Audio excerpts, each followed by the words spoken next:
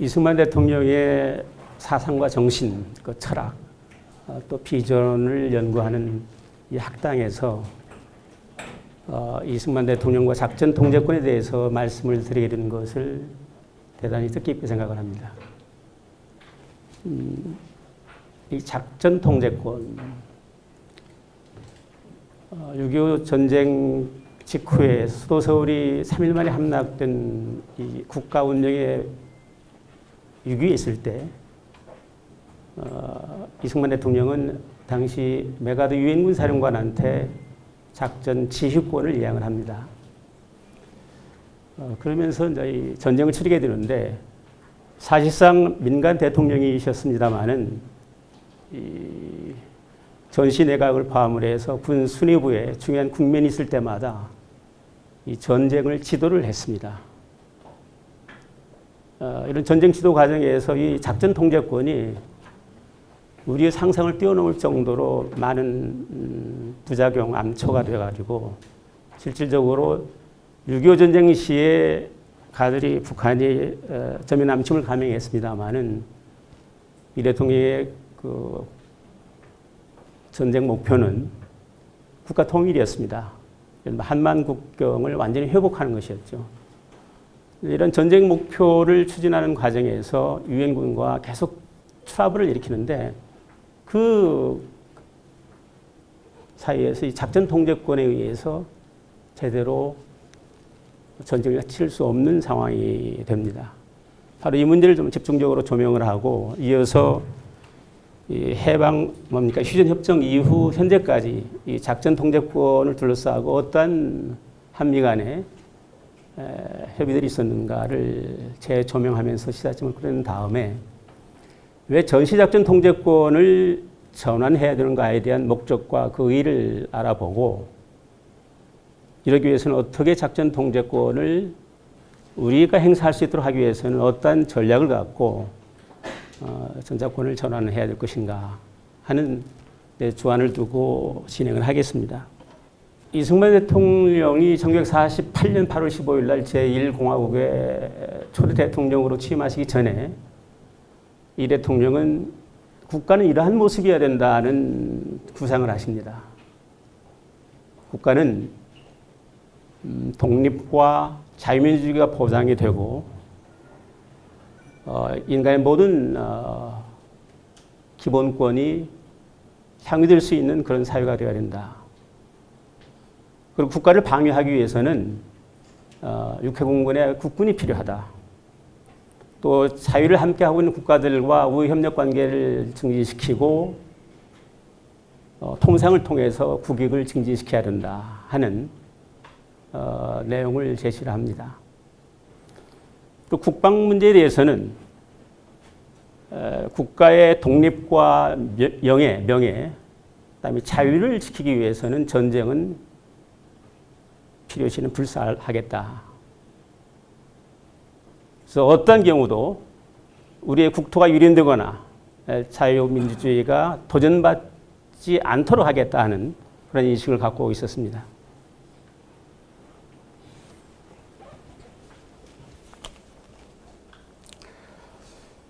이승만 대통령 아시듯이 끊임없이 북진 통일을 주장을 했습니다. 그건 단순히 허구에 그친 얘기가 아니었다고 봅니다. 이 대통령께서는 공산 압제에서 고통받고 있는 북한 동포를 조속히 해방시켜줘야 된다. 그래서 6.25 전쟁을 하면서도 빨리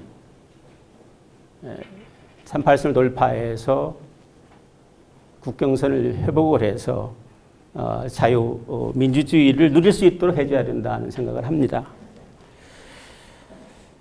6.25 전쟁은 아시듯이 복합적으로 전쟁이 일으키게 된 원인이 있습니다.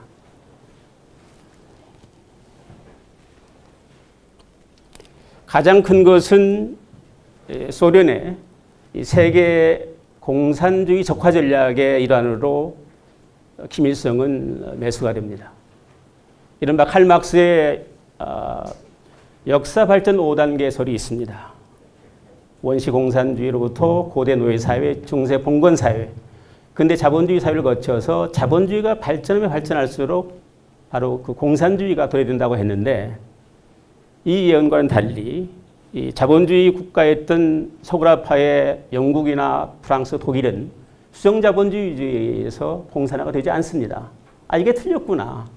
그래서 이 동방으로부터 우회에 의한 적화 전략의 야심을 갖게 됩니다. 바로 스탈린이죠. 가장 먼저 타겟트가 중국이었습니다. 그 다음에 한반도, 인도차이나 반도, 그다음에 중앙아시아를 거쳐서 결국은 유럽까지 공산시키겠다는 세계 대적화 전략의 그랜드 스트래테지를 구상을 하고 시행을 하죠. 바로 그 일환으로서 1949년 10월 1일 날 중국 대륙은 공산화가 됩니다. 이 중국 대륙의 공산화는 결정적으로 한반도에 적화를 하는 모멘텀이 되는 것이죠.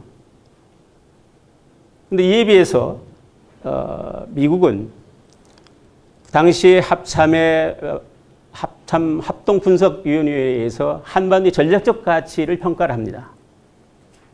그런데 전략적 가치는 전혀 없다고 보는 것이죠. 16개 지역에서 15위였습니다. 그만큼 바로 그 이유 때문에 당시에 주한미군이 완전히 철수를 하게 됐고 아시는 대로 1950년 1월 12일에 있었던 에치슨 라인이 설정이 되죠. 알류션 열도로부터 일본을 지나서 필리핀에 이르는 환태평양 전략 방위선이 선포가 됩니다. 바로 한반도와 대만은 여기서 배제가 되죠. 이것은 전쟁을 하게 된다면 결단코 미국이 개입하지 아니라는 그런 단서를 제공합니다.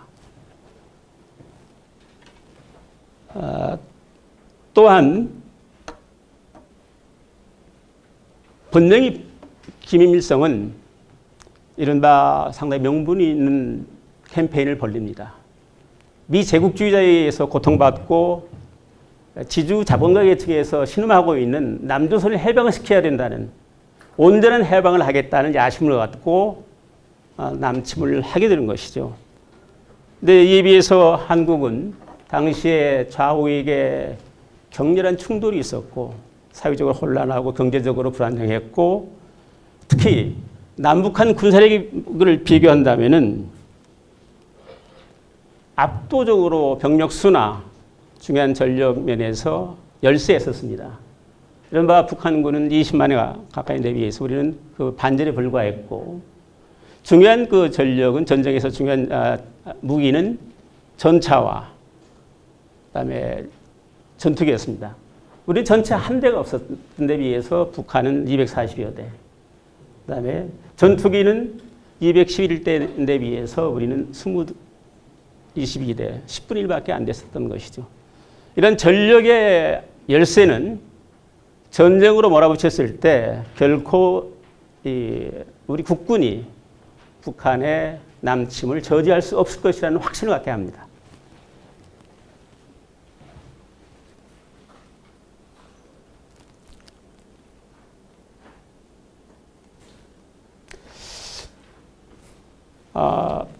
북한은 남침 침공 계획을 발전시키는 데 있어서 다음과 같은 대단히 치밀하면서도 아주 구체적인 전략을 수립을 합니다.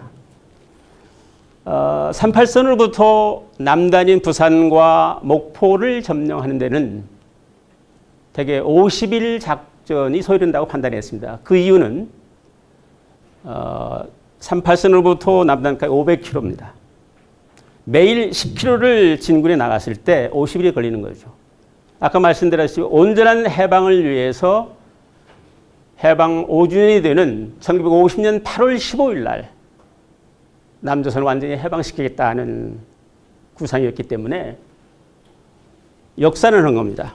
그럼 50일을 역산했을 때는 1950년 8월 15일 날 해방된다고 온전한 해방을 시킨다고 생각했을 때 어떻게 됩니까? 8월 15일, 8월 달에 15일이 되고 7월 달에 31일, 그 다음에 이제 6월 26일이 됩니다만은 전쟁에서 제일 중요한 것은 기습을 노리는 겁니다. 바로 일요일 날 새벽에 38선을 전해서 전면 남침을 감행하는 것이죠.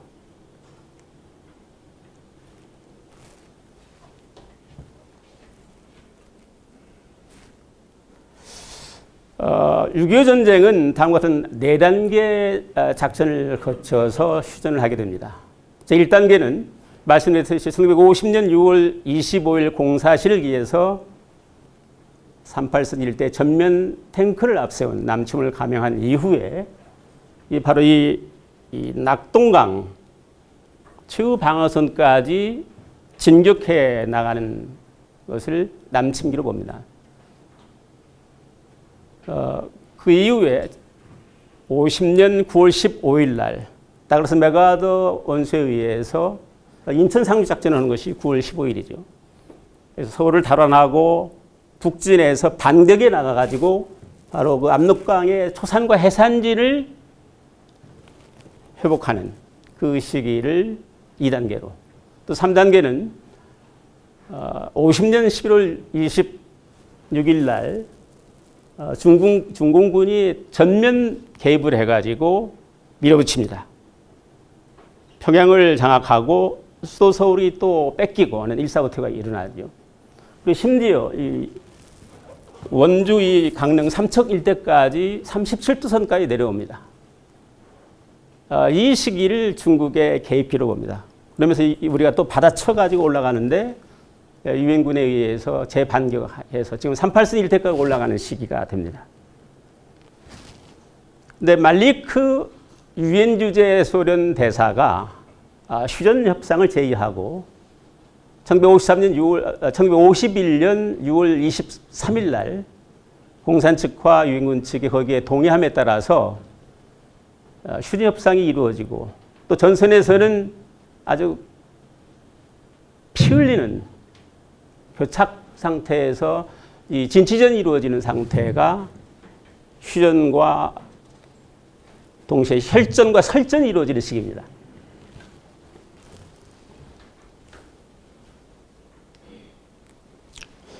다시 돌아가서 우리 쪽은 어떻게 대응했는가 하는 문제입니다. 이승만 대통령은 6월 25일 날 10시에 비온 연못에서 낚시질을 하고 있는 상황이었습니다. 그때 보고를 받습니다. 지금 전 38선에 걸쳐서 북한이 쳐들어왔습니다. 급히 서둘러서 경무대에 복구해가지고 국무회의를 소집해서 전시내각회의를 합니다. 그래서 장면 비상 명령을 하달을 하고 전 국민한테 하달을 하고 장면 주미 한국 대사한테 미국 정부와 유엔에 적극적으로 지원 요청을 합니다. 동시에 미 측은 당시에 주한 미국 대사에 있었던 존 무초 대사를 통해서 바로 애치슨 미 국무장관에 보고를 합니다. 그 당시에 트루먼 대통령은 자기 생각했던 그 캔사스와 미조리지에 있는 지역이었는데 거기에 그 휴식을 취하고 있는 상황이 있었습니다. 지금 한국으로부터 북한의 남침을 받았다는 그런 충격적인 소식을 들은 트루먼이 급거 워싱턴으로 복귀하려고 합니다. 괜찮습니다. 저희들이 바로 조치를 하겠습니다. 다시 그 날이 새면 오십시오 해가지고 그 이튿날 옵니다. 그래서 NSC를 소집을 하고 그래서 메가더한테 바로 필요한 조치들을 하죠. 해공군 전력을 즉각 투입을 하라. 그리고 유엔에서는 어떻게 아시는 대로 유엔에서는 결의안이 채택이 됩니다. 북한인민군은 즉각 38선 이북으로 퇴각을 하라. 그 말을 들을 리가 없었죠. 바로 이어서 또 다른 결의안이 채택이 되는데 유엔의 모든 회원국들은 이 공산 불법 침략자들을 규탄을 할 뿐만 아니라 전투병을 파병을 해서 완전히 섬멸을 하자 하는 유엔 참전 결의안이 채택이 됩니다.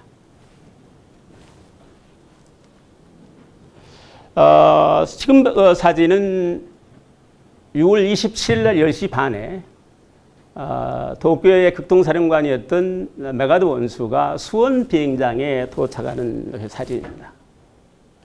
이승만 대통령이 현장에 나갑니다. 갑작스럽게 야크게 하고 F-86 우리 어머했던 전투기가 교전이 벌어집니다. 거기 아주 치열한 공중전이 벌어지는데 갑작스럽게 한 100m 전방에서 적기 야크기에 의해서 포탄이 쏟아지는, 그래서 아주 그냥 아수라장이 상황입니다. 그러나 그 야크기는 격추당합니다. 이 대통령은 메가드한테 얘기를 합니다. 지금 김일성과 스탈린이 당신이 한국에 온 것을 환영하고 있습니다. 분명히 북한의 이런 남침은 한국에 대한 도전이 아니고 전 자유우방 국가들에 대한 전쟁입니다. 여기에서 막아주지 못한다면은 결국은 일본이나 필리핀, 더 나아가서 유럽도 공산화될 수밖에 없는 겁니다. 즉각적인 조치를 해야 됩니다. 하는 그 주문을 합니다. 아, 그렇구만요. 북한인민군은 소련의 지시를 받은 위장한 미국에 대한 도전으로 같이 인식을 하면서 제가 바로 도쿄에 복귀를 하면은 트루만 대통령한테 건의를 해서 참전할 수 있도록 하겠습니다. 하는 그 약속을 합니다. 바로 이쪽 오른쪽 사진은 지금 여러 가지 설이 있습니다만은 제가 판단할 때는 중앙대학교 앞에 이 한강의 대안 쪽이죠. 한강의 대안 쪽에 그 조그마한 동산이 있습니다. 거기 교통로를 따라서 있는데 이승만 대통령이 바로 이 교통로 진지를 사수하고 있는 병사한테 질문을 합니다. 왜 지금 저 포탄이 이쪽으로 떨어지고 있는데 왜 거기서 그렇게 총을 그쪽으로 대고 있느냐 하니까 아닙니다. 저는 여기서 죽을 겁니다. 사수를 할 겁니다. 그럼 동료 옆에 있는 그 전우들도 마찬가지냐? 똑같습니다. 혹시 우리한테 뭐 하고 싶은 얘기가 없느냐? 요청하고 싶은 얘기가 없느냐? 지금 시급한 것은 무기와 탄약입니다. 무기와 탄약을 좀 지원해 주십시오 합니다. 상당히 충격을 받습니다. 그런 결기 어린 우리 국군들의 항전 모습을 보고 또 복귀를 하면서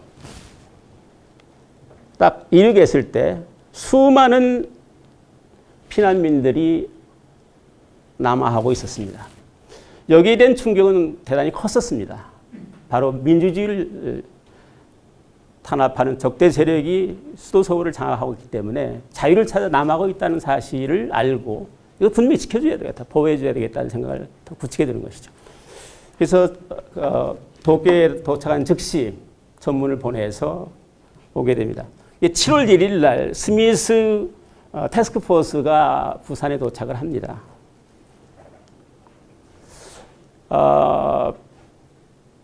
유엔사를 말씀드리기 전에 7월 13일 날, 지금 7월 13일 상황은 이런 상황입니다. 대전이 함락되는 상황입니다. 지금 이 대통령은 참모의 건의를 받아서 뭐 여러 가지 비판이 있습니다만은 수도 서울이 3일 만에 함락이 되는 상황이었죠.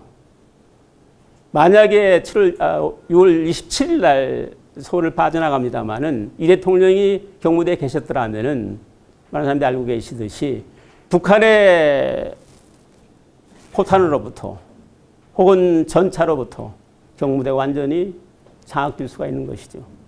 그런 상황에서는 뭐 전쟁이라는 것은 끝나는 겁니다.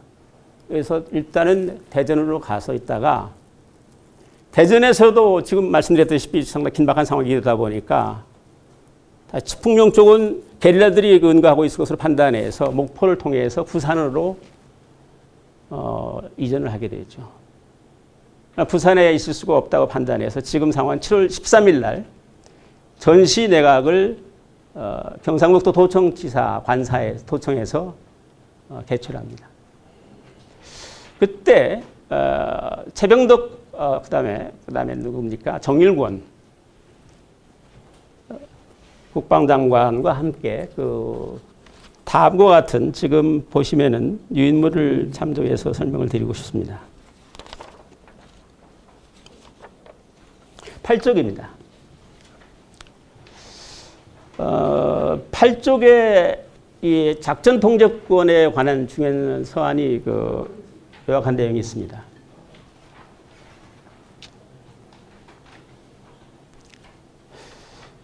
어, 8쪽의 이 초안을 당시에 이 신성무 국방장관과 정일권 육군 총참모장, 요즘은 육군 총장에 해당됩니다만은 육해공군 총사령관 겸 육군 총참모장인 정일권 장군한테 묻습니다. 내가 지금 이런 중요한 문건을 서한을 메가더 장군한테 보내려 합니다. 꼼꼼히 한번 봐주고 솔직한 얘기를 나한테 해주소 합니다. 내용은 이렇습니다. 북한의 적대 행위가 존속되는 한, 지속되는 한 대한민국 육해공군에 대한 국군에 대한 작전 지휘권을 유엔군 사령관한테 이양을 하게 된 것을 영광으로 생각합니다. 하는 내용입니다.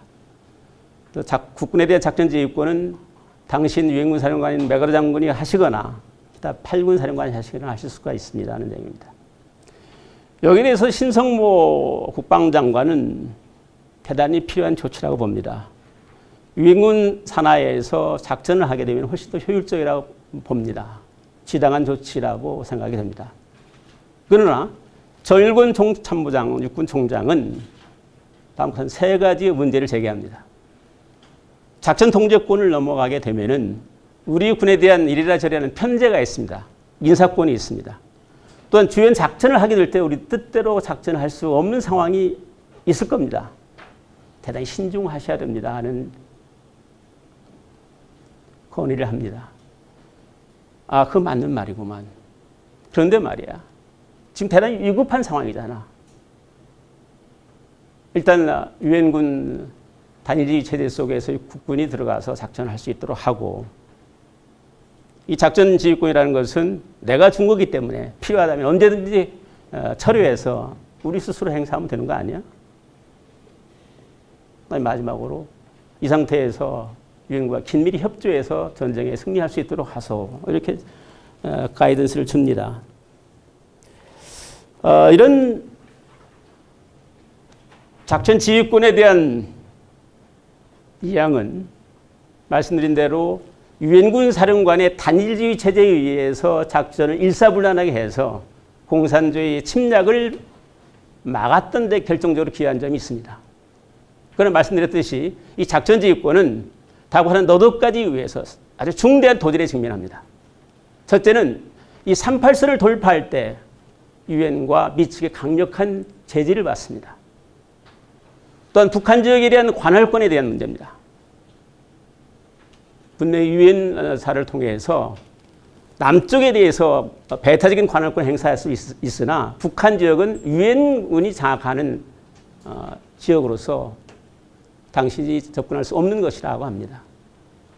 또 세 번째는 어떻게 됩니까? 휴전에 반대를 하죠. 휴전을 반대하면서 휴전이라는 것은 또 다른 분단을 고착화시킨다고 판단해서 결사 반대를 합니다. 작전 통제권을 철회해서 국군 단독으로 북진하겠다고 합니다만은 이러한 걸림돌인 이 대통령을 제거시켜야 되겠다는 에버레디 작전을 그런 음모를 꾸미게 되죠. 이처럼 작전 통제권은 대단히 중요한 도전이 됩니다. 그것을 쭉 진행하는 과정에서 살펴보도록 하겠습니다. 그 당시에 유엔사의 지휘 구조를 보면은 실질적으로 총사령관은 극동사령부인 도쿄에 있으면서 지휘를 합니다. 그리고 사실상 펜타곤과 유엔에 의해서 작전 지침을 받죠. 전쟁 지침을, 전략 지침을 받습니다.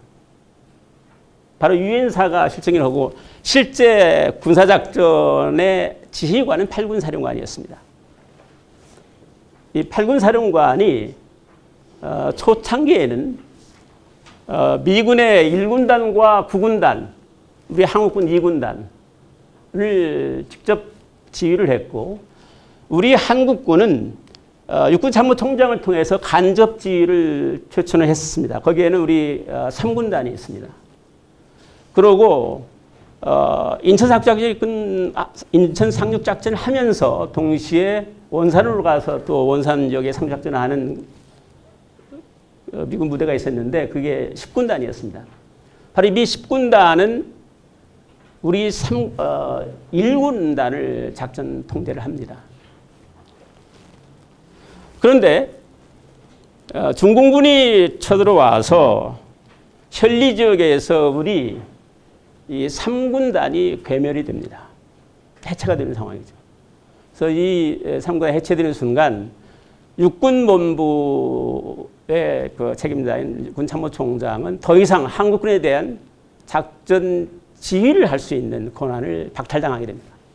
따라서 전반적으로 유엔군 사령관은 양대축입니다. 이른바 서부전선 지역은 8군 사령관으로 하여금, 우측 동부전선 지역은 10군단으로 하여금 전쟁을 치르는 대단히 어이없는 상황으로 전개가 됩니다. 이것이 결국은 전쟁의 성공을 거두지 못하는 결정이 화근이 되었다고 저는 봅니다. 당시에 8군 사령관에 대한 이승만 대통령의 그 시각은 대단히 많은 것을 시사해 줍니다. 바로 이게 워커 장군입니다. 워커 장군은 최초의 8군 사령관으로서 대단히 중요한 역할을 많이 하죠. 그러나 상당히 배짱이 있고 프로도자 같은 스타일이었고, 또 이승만 대통령에 대해서는 아주 격렬할 정도로 불손했습니다. 심히 이 대통령이 워커 장군을 증오할 정도로 싫어했습니다. 그 현상이 어떻게 나타나냐면은 워커 장군이 쭉 의정부 쪽으로 가는 도중에 교통사고로 현장에서 전사를 하게 되는데, 이런 비부를 보고를 했습니다만 아무런 대꾸를 안 씁니다. 뭐 잘 죽었구만 그런 얘기까지는 안 했습니다만은 상당히 그 관계가 불편했습니다. 여기에 이어서 오신 분이 벤프리트 장군 아닙니까? 리즈웨이 장군입니다. 매스유 리즈웨이 장군인데, 리즈웨이 장군은 보시는 바와 같이 지금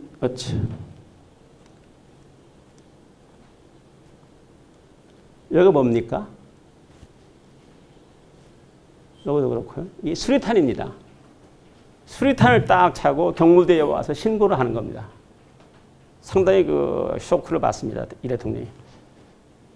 리즈웨이 장군 당시 왜 이렇게 수리탄을 달고 나한테 던지려고 그래? 뭐 이런 조크를 던집니다만은, 리즈웨이 장군은 공수부대 출신으로서 2차 세계대전 당시에 이 대리 전역 지역에서 아주 혁혁한 전과를 내서는 아주 유명한 장군이었습니다. 대단히 공격적이고, 바로 그것은 이 대통령의 전쟁 목표를 구현할 수 있는 대단히 중요한 야중군 사령관이었죠. 그래서 많이 좋아합니다. 그 외에 온 분이 이제 벤프리트 장군입니다. 벤프리트 장군은 대단히 지성이 있는 분입니다.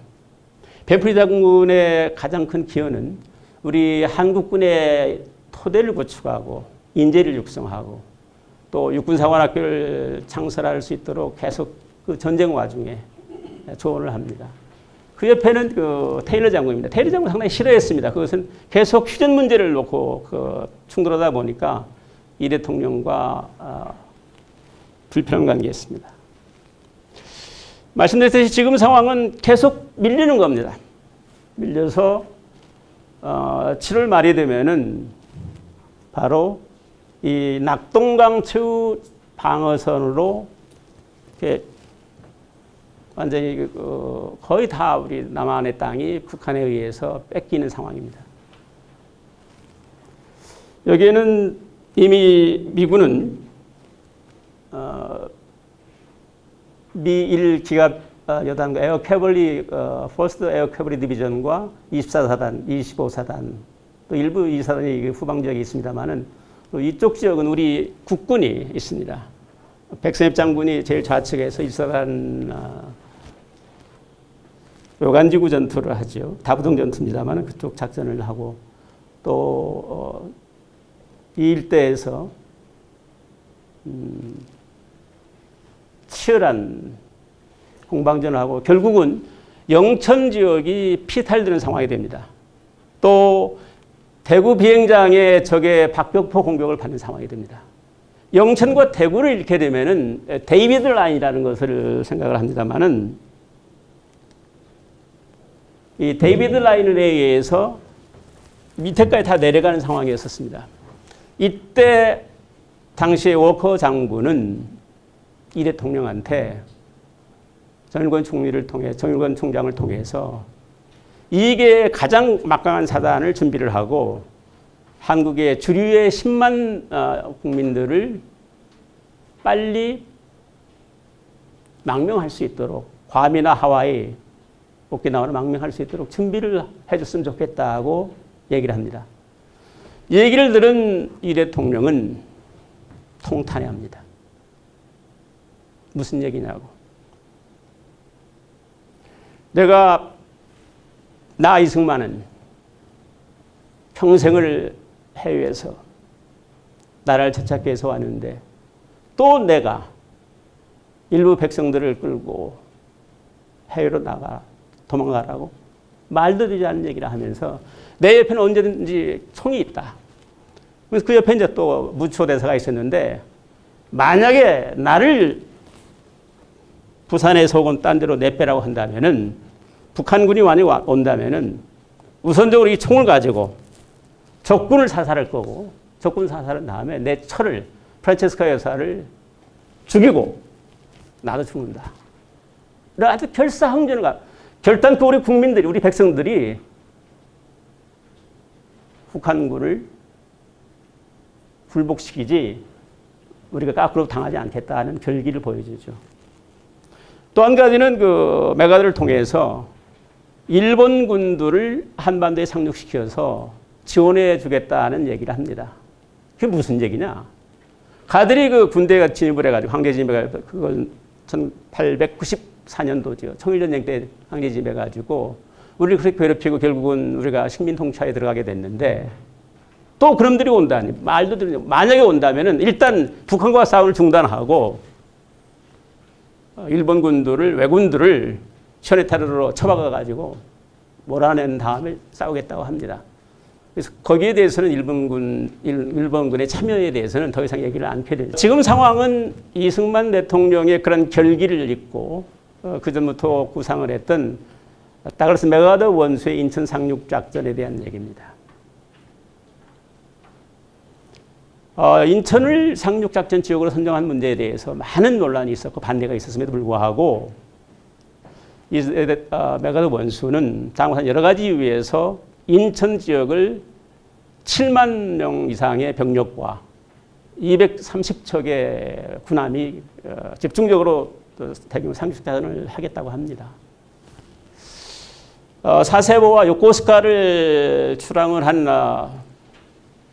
유엔 함정들이 또 그 이전에 전투기들이 그 인천 일대 폭격을 감행을 하면서 제공권을 장악을 하고 9월 10일부터 대대적인 그 상륙작전 기동을 합니다. 그 너무도 잘 알려져 있는 맥아더 원수의 현장에서 지시하는 사항들이 있고 상륙하기 위해서 출항하는 모습입니다. 여기서 참 어이없는 상황이 벌어집니다. 어이없는 상황이라는 건 두 가지입니다. 하나는 여기 주력 부대로 투입됐던 미국의 10군단 예하의 해병 1사단하고 7사단 이 병력들이 여기 작전 투입을 하고 나서 또 빠져나온 상태에서 다시금 원사르로 가는 어이없는 결정을 맥아더는 합니다. 이것은 저희 그 상식적인 군인이 아니더라도 대단한 전략적 실수였습니다. 뿐만 아니라 여기에서 서울까지 탈환하는데 9월 28일 날 탈환해서 9월 29일 날 수도 서울 탈환 행사를 하지 않습니까? 그런데 무려 13일이 겁니다. 2주 가까이 걸립니다. 이 거리는 40km도 안 됩니다. 왜 이렇게 지연을 했을까 하는 문제입니다. 공격 기세를 유지하면서 밀어붙였으면 될 텐데 하는 아쉬움이 있습니다. 그것은 바로 이 서울 탈환을 한 다음에 이 대통령의 아주 그 기지에 찬 지시라고 할까 맥아더와의 대화에서 나옵니다. 왜 공격 기세를 유지하면서 계속 치고 올라가야 되지 이렇게 멈칫멈칫 하느냐. 이게 38선이라는 것이 있다는 얘기를 합니다. 무슨 얘기냐. 38선이 이미 김일성에서 이 걷어차가지고 아무런 의미가 없는 것인데 왜 이렇게 쉬우냐. 그러면서 또 메가더가 하는 말이 물론 이 승자한테는 추격권이 있다는 얘기를 합니다만은 조금 슬로우다운 해달라.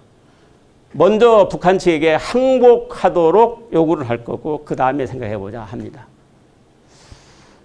여기는 바로 이제 이 중앙청에서 수도서를 탈환한 후에 행사하는 겁니다만은 이쪽 보시죠. 얼마만큼 메가더 원수가 이승만 대통령을 존경하고 이렇게 딱 팔짱을 끼면서 어른에 대한 이때는 연세가 메가더 장군은 8살 어립니다. 젊습니다. 그리고 우리 이 대통령은 1875년생이니까 1955년이니까 75세입니까?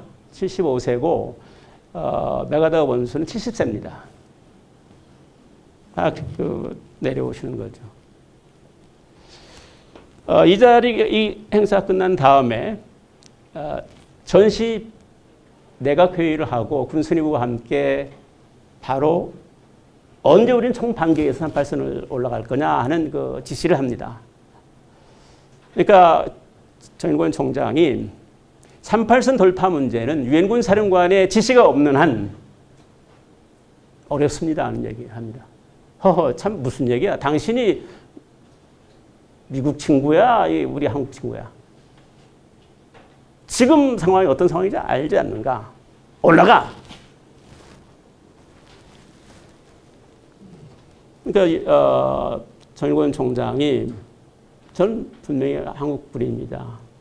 대통령께서 지시하면 즉각 그 행동으로 옮기겠습니다. 그러고 나서 바로 어디로 갑니까?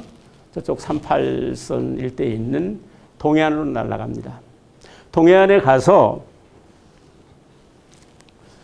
김백일 장군이 당시에 그 군단장이었습니다. 김백일 장군과 대화하는 과정에서 이걸 어떻게 풀었으면 좋겠는가. 분명히 38선 돌파는 엄청난 유엔군과 미측의 제지를 당하게 될 텐데 어떻게 하면 될 것인가 하니까 기발한 아이디어를 냅니다.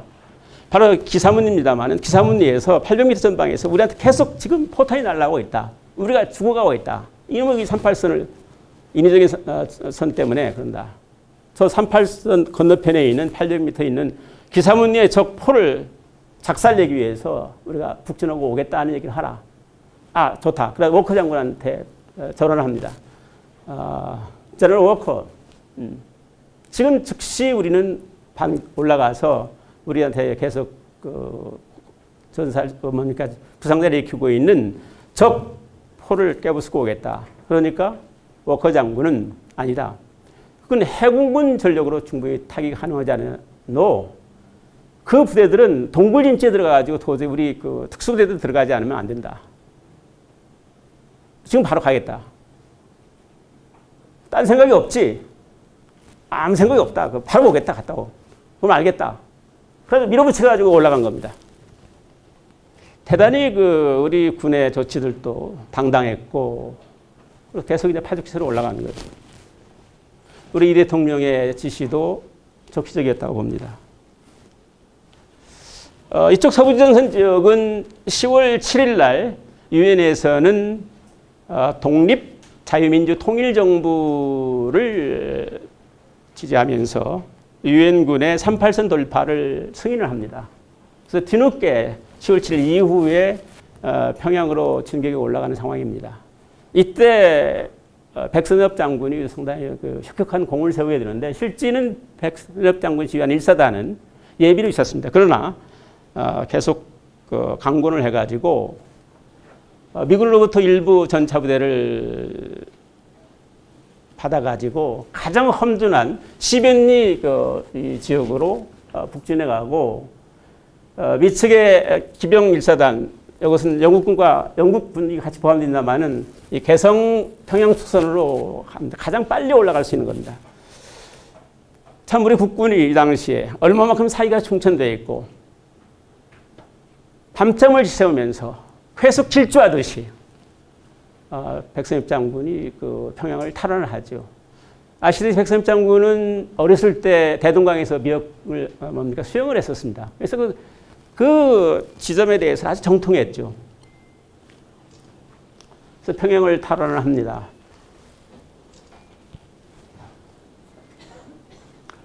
이 장면은 10월 30일입니다. 10월 26일 날 이미 어떻게 됩니까? 저기 원주에 원산이죠. 원산에 이승만 대통령이 시찰을 합니다. 아까 말씀드렸던 북한 지역에 대한 관할권은 이 대통령이 행사하는 것이 아니고 유엔군 사령관이 행사하다 보니까 그 지역을 장악하고 있었던 10군단장 알몬드 장군의 승인을 받고 가야 된다고 합니다. 얼마나 어처구니 없는 상황입니까? 참 비분 관계를 합니다. 이처럼 작전 통제권을 넘겨줬을 때 우리가 배타적인 행사를 못하게 되는 그런 어이없는 상황이 벌어진 겁니다. 그러고 나서 이쪽에 평양을 탈환한 후에 10월 30일 날 이 대통령은 바로 환영 행사를 하게 됩니다. 평양의 시민들한테 얘기를 합니다. 드디어 우리가 통일하게 됐습니다.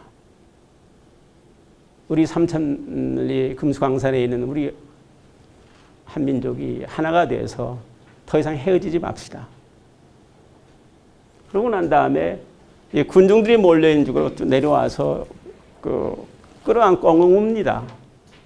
근데 그 옆에 있었던 정일권 총장을 포함을 해서 경호팀들은 엄청나게 진땀을 합니다. 만약 여기에서 공산주의 분자들이 이 대통령을 해치는 상황이 벌어지면 어떻게 되겠습니까? 엄청나게 긴장하면서 가는데 여기에 대해서 이 대통령이 얘기합니다. 물론 나를 해칠 공산분자가 있을 수도 있다. 그러나 이런 열기는 대우각성을 해가지고 나에 대한 신변의 위협을 주지 않을 것이다 하면서 저기 하죠. 그래서 이제 이 경무대로 돌아오는데 프란체스카 여사가 딱 보니까 이상한 것이 이승만 대통령 코트에 묻어 있습니다. 몰랐는데 그 묻어 있는 것을 딱 잡아가지고 프란체스카 여사 앞에다 딱 보여줍니다. 뭐였겠습니까? 이가 있었습니다. 이를 보고 소설하치게 프란체스카 여사가 놀라시는데 평양에서 이렇게 북한 민들과 이렇게 부딪히면서 이가 이렇게 올라온 거죠. 이놈이 서울에 와서 이렇게 환영을 받은 겁니다. 이 감격적인 것은 어찌 다른 표현으로 표현할 수가 있겠습니까? 우리의 국군이 이쪽에 3사단과 6사단이 초산과 해산진에서 압록강에 물을 수통에 담습니다. 이 장면은 드라마틱하죠. 당시에 6사단 7년대 1대대 1중대장 이대용 대위입니다. 이대용 대위는 최초로 압록강 탈환하는데 혁혁한 공을 세우기도 합니다만은 베트남 전쟁에서 공사로서 78kg의 체중이 46kg까지 이렇게 하는 포로로 잡혀가지고 끝까지 항복하지 않고 기사에서 귀국하신 분이죠.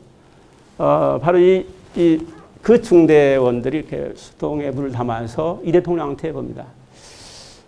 프란체스카 여사의 난중일기에서 나오고 곳곳에 나옵니다만은 이 수통을 받아든 이승만 대통령 얼마만큼 감격에 찼는지 엉엉 울면서 드디어 통일이 됐구나는 감격 속에 그런데 난데없이 중공군이 떼거지로 지금 개입하고 있습니다. 중국군의 개입은 분명합니다.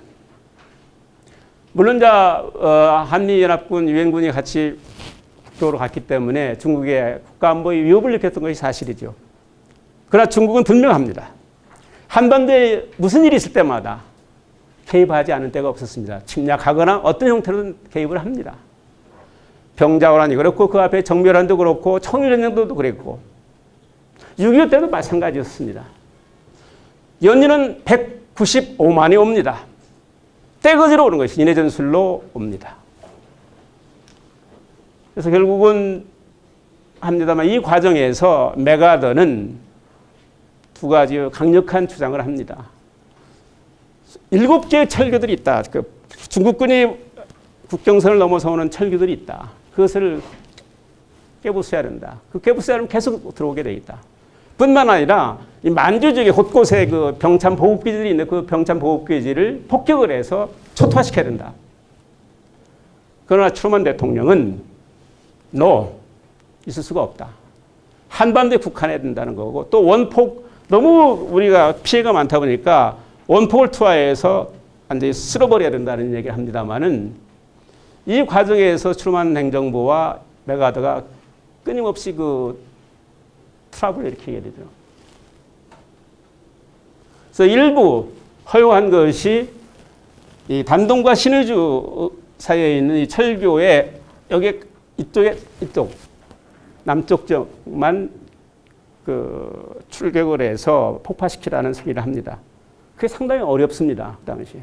전투기동사가 그 저공 비행을 할 때 또 밑에서 대공 화포가 와서 격추당하는 그런 수모를 겪으면서 일부 지금 그 단동에 가시면은 이 철교가 여전히 그 당시에 폭파된 것이 있습니다만은 그 당시에 완전히 그 압록강에 있는 모든 교량을 폭발했었어야 되고 뿐만 아니라 그 후방에 있었던 병참 보급기지를 했었더라면은 그렇게 우리가 당하지는 않았지 않았나 생각이 듭니다. 파죽셋으로 밀어붙여가지고 서울이 또다시 뺏기게 되는 그래서 이승만 대통령이 51년 1월 2일 날 다시금 대전으로 내려갑니다. 이미 이때는 한번 겪었기 때문에 우리 서울 시민들한테 얘기를 합니다. 12월 24일 날 지금 떼거지로 지금 중국이 인해 전술로 내려오고 있습니다. 빨리 안전을 위해서 피하십시오. 그래서 한 50%가 피합니다. 그 넘어갈 수 있도록 도와할 수 있도록 곳곳에 그 인도교가 계속 도보교라고 합니다만은 도와할 수 있도록 해줍니다. 그래서 그 상당히 안전하게 그 많은 시민들이 나갑니다. 그 놀라운 것은 이 남쪽에 우리 대한민국 곳곳에 그 지역마다 크게는 5만, 작게는 1만 혹은 1000명씩 이 수도 서울에서 피난 온 사람들한테 안전하게 장소를 제공할 수 있도록 해줍니다. 그 뜨거운 우리의 그 동포애를 발휘한 거죠. 그래서 결국은 이제 이 삼척까지 그 안성까지 내려갔다가 다시금 유엔군의 반격에 의해서 치고 올라갑니다.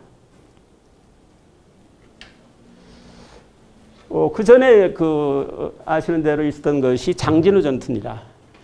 우리 7,000명의 전사를 하게 되는 것인데 당시에 스미스 해병 1사단장은 이 엄청난 그 위기에 직면해서 작전을 이렇게 얘기합니다. 우리는 후퇴가 아니고 새로운 방향으로 공격이라는 얘기죠. 그때 세계 전사상에 있을 수 없는 인도주의적인 구출 작전이 일어나죠.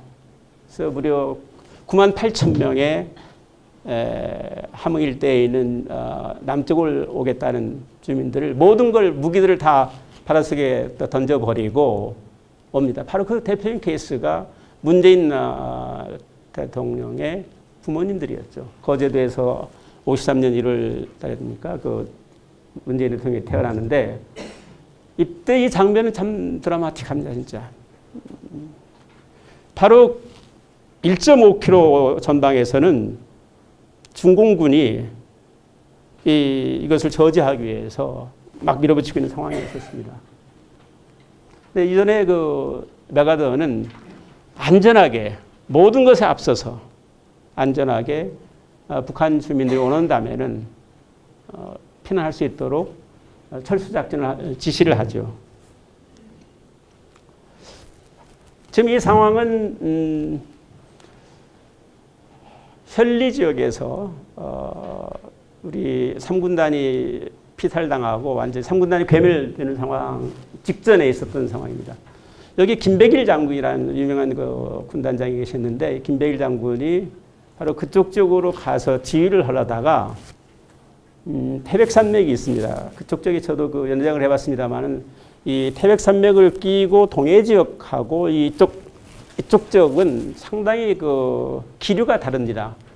이 험준한 태백산맥이 있는데 갑작스럽게 회오리 바람이 불면서 이 전투기가 그냥 추락을 했죠. 그래서 김백일 장군이 그 선사를 해서 그 1년 후에 그 남군에서 샀습니다만은 이 모습은 전형적으로 당시에 한미 연합 지휘관들이 얼마만큼 긴밀하게 협조를 하면서 사투를 했는지를 보여주는 사진이라고 볼 수가 있습니다.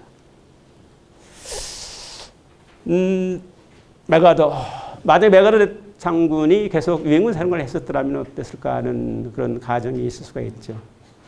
메가더 결국은 51년 4월 11일 날 트루먼 대통령에게서 해고를 당합니다. 교국에서 4월 19일 날 미 상하 양원에서 연설을 합니다. 공산주의는 몰아내야 될 집단이라고 그러면서 Old soldier never die, just fade away.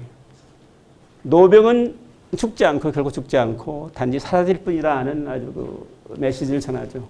그 다음날 뉴욕 브로드웨이에서 무려 70만의 환영 인파들이 옵니다.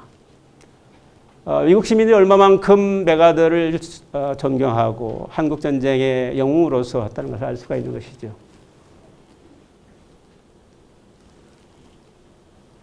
이것은 벤프리스 장군 아까 말씀드렸지 않습니까? 벤프리스 장군이 얼마만큼 귀하신 분이라는 걸 알 수가 있습니다. 전쟁의 와중에 사실상 서울대학을 포함해서 많은 학교들이 정상적인 강의가 없었습니다. 피난해서 부산에 가서 그 운동장에서 혹은 뭐 골짜기에서 나물 그늘 밑에서 강의를 합니다만은 그 와중에서 4년제 미 육군사관학교 똑같은 그 정규 장교들 양성하는 사관학교를 창설해야 한다고 무려 4번, 5번에 걸쳐서 이 대통령한테 건의를 합니다. 그래서 결국은 52년 1월 20일 전쟁 와중에 진해에서 사관학교 출범이 되죠. 그 후에 이제 지금 태릉의 화랑대로 옵니다만은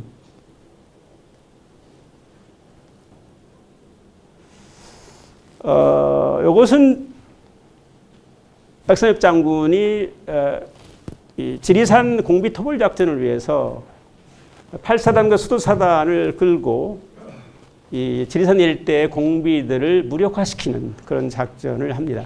만약에 이때 이 후방 지역에서 계속 준동하도록 북한 군들의 활동을 허용했더라면 어땠을까 하는 겁니다. 상당한 정도로 중요한 작전이었습니다. 대대적으로 소탕하는 데 성공을 합니다. 말씀드렸다시피 1951년 말리크 주 유엔 소련 대사가 지금 치열하게 격전이 이루어지고 전쟁이 일어나는 속에서 수없는 사람들이 죽어가고 있다. 전사하고 있다. 어느 쪽도 승세가 잡혀있지 않지 않느냐. 더 이상 전쟁은 하지 않는 게 좋겠다. 그래서 휴전 협상에 임합니다. 그 이전에 이미 트루먼과 스탈린, 모태똥과는 어느 정도 그 공감대가 형성됐던 것으로 알고 있습니다. 바로 그 제안을 하고 나서 바로 공산 측과 유엔 측이 개성에서 회담을 하죠. 그 후에는 바로 이 상황, 2년 동안의 상황은 수없는 고지를 놓고 피하간에 뺏기고 뺏는 한 예를 들자면은 백마고지의 경우도 그 일개 고지를 점령했다가 또 피탈당하고 또 올라가고 수없는 야포와 폭격이 이루어지는 상황 속에서 거기 희생자들이 무려 15만이 넘습니다. 이 일개 고지를 놓고도 참 곳곳에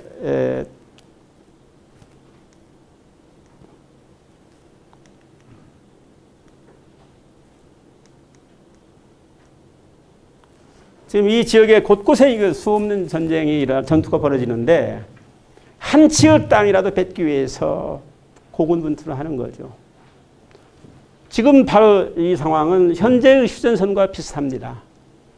우리가 주목할 것은 이 서부 지역이 남쪽으로 내려와 있고 이 382 남원까지 내려와 있고 이 중동부 전선을 포함해서 이 동부 전선은 무려 85km까지 북상합니다. 여기서 던져주는 시사점이 대단히 큽니다. 중동부 전선은 우리 국군이 싸웠던 지역이고 이 서부 전선은 유엔군 중심으로 싸웠던 지역이었습니다. 한 치의 땅이라도 우리가 뺏겠다는 그런 결사항전의 자세로 임했던 우리 국군과 달리 여기에는 밀리는 거였죠. 참 외국한테 힘을 빌려서 싸운다는 것이 이렇게 어떤 현상이 나타나는 것을 알 수가 있는 상황이 된 겁니다. 바로 이 사진은 끝까지 해방 뭡니까 휴전 직전 53년 7월 20일이니까 일주일 전이죠. 이승만 대통령께서 금성 돌출부 작전이 있습니다. 거기에서 엄청난 북한군과 포함해서 유엔군의 박살내기 위해서 유엔군을 완전히 소탕하기 위해서 금성지구 전투에서 우리가 많이 이렇게 피탈당하는 상황입니다. 아주 특이한 사진입니다. 이 사진이. 이 정일권 육군 총장이 총장을 하다가 그만두고 미국의 미 육군 지휘참모대학 가서 1년 동안 교육을 받고 온 다음에 갑자기 그 백선엽 장군이 그 당시 총장에 있었습니다. 백선엽 장군을 통해서 이 사단장을 하라고 합니다. 이 총장이 갑자기 사단장을 하니까 상당히 충격을 받았죠. 그게 아니고요. 3개월 단위로 총장을 하고, 사단장을 하시고, 그 다음에 미 10군단의 부군단장을 하고, 그 다음에 2군단장을 하시고, 그 다음에 다시 컴백을 해서 육군총장을 하신 다음에 계속 하겠다는 의도를 지금 대통령께서는 갖고 계십니다 하는 얘기를 합니다. 참 특이한 케이스입니다. 전일권 육군총장 당시 2군단장은 제대로 그 야전 지휘를 한 캐리어가 없다 보니까 이 대통령의 깊은 사례가 있었던 겁니다. 그래서 전투 경험을 쌓고 실질적으로 육군을 지휘를 해야 육군이 똑바로 갈 수가 있다는 생각을 했던 거죠. 그래서 이때 참 열사병이 걸려가지고 거의 숨을 거두기 직전이었었습니다. 그래서 이제 제대로 작전 지휘를 못하다 보니까 이승만 대통령 제가 죄인입니다. 그러니까 무슨 얘기 와서 가서는 지금 화천까지 데려와서 완전히 우리를 쑥대밭을 만들겠다고 했는데 여기까지 이렇게 저지한 것만도 큰 공이라고 하면서 격리를 합니다. 뒤에는 그 백선엽 장군입니다. 백선엽 장군이 처음으로 이제 대장이 되죠. 오른쪽에는 그 아주 트러블이 있었다는 막스 테일러 8군 사령관입니다. 우리가 놓쳐서는 안 되는 것은 6.25 전쟁을 하면서 전쟁을 지휘를 하고 미측과의 협조를 하는 모든 것들을 뒷바라지를 했던 귀하신 분이 계셨습니다. 바로 프란체스카 여사입니다. 이 프란체스카 여사는 이미 나이 차이가 많습니다만은 그 프란체스카 여사의 여러 가지 그 기록에 의하면은 이 대통령을 아버님처럼 생각하기도 하고 또 어떤 면에서는 연인처럼 생각하기도 합니다만은 하여튼 절대 충성을 바쳤던 내조를 하셨습니다. 특히 영어를 잘하셨고 물론 오스트리아 출신입니다만은 많은 그 견문이 있었던 분인지라 1941년도에 썼던 Japan Inside Out, 일본 내막기라는 그 책을 쓸 때도 무려 3번에 걸쳐서 한 350페이지짜리 책입니다만은 그 책을 전부 타이핑을 했던 분입니다. 그러고 대통령이 되신 다음에 사관을 임명을 했었습니다. 근데 사관이라는 분이 너무 미사역으로 해서 당시 딴 데서 일하고 당신이 프란체스카에서 당신이 사관이요. 그래서 매일같이 6.25 전쟁 때는 매일같이 일기를 쓰도록 합니다. 그래서 딱 밀착 보좌를 받습니다. 뿐만 아니라 수없는 비밀 외교 문서, 공문서, 스피치, 편지, 밤을 새우면서 프란체스카 여사가 합니다. 이 손등이 완전히 막 피멍이 들어가지고 또 눈이 완전히 짓눌려가지고 기진맥진 상태에서도 이 대통령이 한 말씀 하십니다. 아, 일기 오늘 내가 했던 동정한 일기들 한번 보자 해가지고 쭉 보면은 야, 참 잘했네. 그렇게 잘 썼어. 하면 그냥 그 피곤이 완전히 가실 정도로 그렇게 그 내조를 하셨던 분이죠. 뿐만 아니라 곳곳의 고아원들 어떻게 합니까? 참 그 당시에 전선에서 싸우는 국군 플러스 부상 거리 위에서 신음하는 우리 부상병들 수십만의 다리 밑에서 떨고 있는 우리 그 피난민들 이 속에서 우리 이 대통령 어땠습니까? 저쪽 경북도지사 관사나 경남도지사 관사에서 그 피난 사령할 때 난로를 안 쓰겠습니다. 난로를 쓰지 않게끔 해가지고 그 막 이렇게 담요를 덮어 씌우고 집무를 하셨던 거거든요. 이 창백한 모습, 뭐 프란치스코에서도 마찬가지였습니다만은 참 이 두 분의 역사상에 6.25 전쟁에 이 두 분이 안 계셨더라면은 과연 공산주의 침략을 막아낼 수 있었을까 하는 생각이 듭니다. 1950년 6월 10일 날 반공포로를 석방합니다. 대단히 무서운 결단이었습니다. 이 반공포로 석방을 한 것은 아시듯이 계속 협상을 통해서 휴전 협상을 통해서 전쟁을 멈추겠다고 생각하다 보니까 이걸 결사 반대를 했던 입장에서 자기가 의도하는 많이 한다 하더라도 상호 방위 조약을 통해서 북한의 유혹을 차단할 수 있는 그런 동맹 체제를 군사동맹 체제를 구축하지 않으면 안 되겠다는 생각을 갖고 의도적으로 하게 됩니다. 원용덕 헌병총사령관을 포함을 해서 갑작스럽게 6월 10일 있기 열흘 전에 경무대에 어떻게 됩니까? 소집을 해가지고 이런 중대한 결단을 내린다. 그래서 여기에 전적으로 참여할 수 있도록 하라 해가지고 2만 2천여 명의 전국에 있었던 포로들을 반공포로들을 석방을 합니다.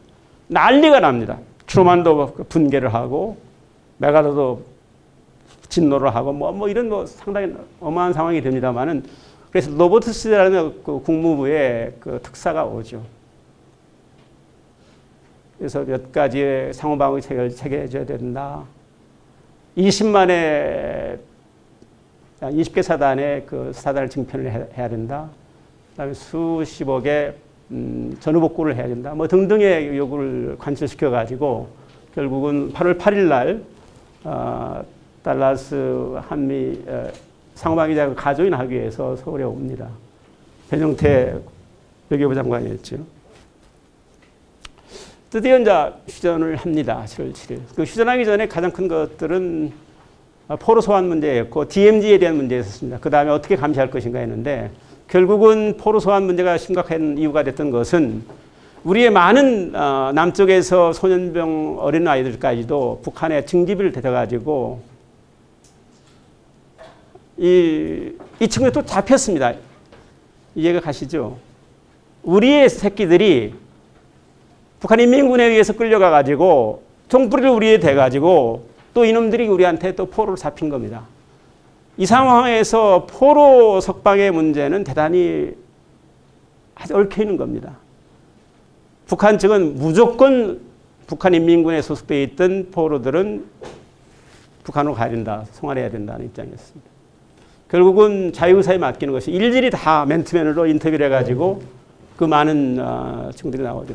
두 번째는 이 DMZ에 대한 문제입니다. 지금 나오고 있는 DMZ의 평화지대화 문제가 나옵니다만은 DMZ는 접촉선으로부터 할 것이냐, 현재 유엔군과 공산군이 접촉하고는 라인으로 할 것이냐, 혹은 38선을 할 것이냐 놓고 수없는 논란을 거쳐서 결국은 접촉선을 하게 되죠. 그래서 현재 상태가 되는 건데 북방한계선이 있고 군사분계선이 있고 남북한계선이 있습니다.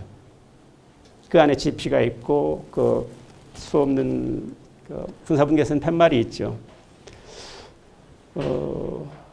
그 후에 이제 이런 감시 활동을 하기 위해서 유엔군 사령부에서 운영하는 감시 기관이 있습니다.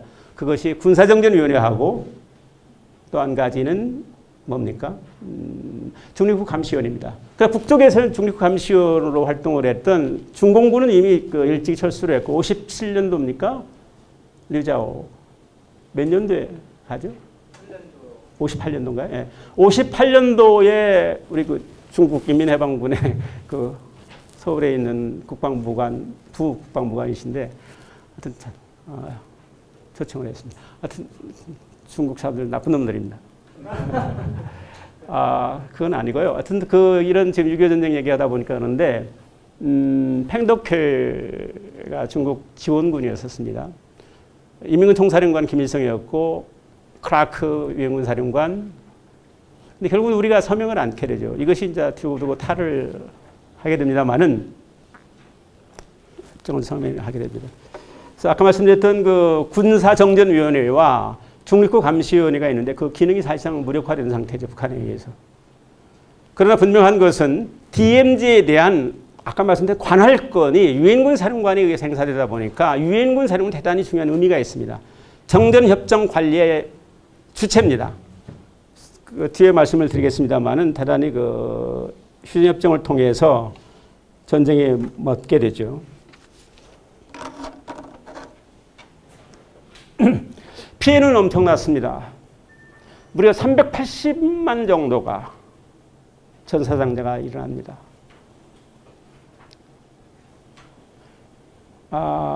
이렇게 좁은 지역에서 이만한 피해가 있다는 것은 여기는 중국군도 다 포함됩니다만은 미군이 36,700여 명입니다. 보십시오. 대단히 야속한 백성들입니다. 국민들입니다. 우리는. 미군이 이라크에 참전을 요청했습니다. 전투병을 파견해달라고.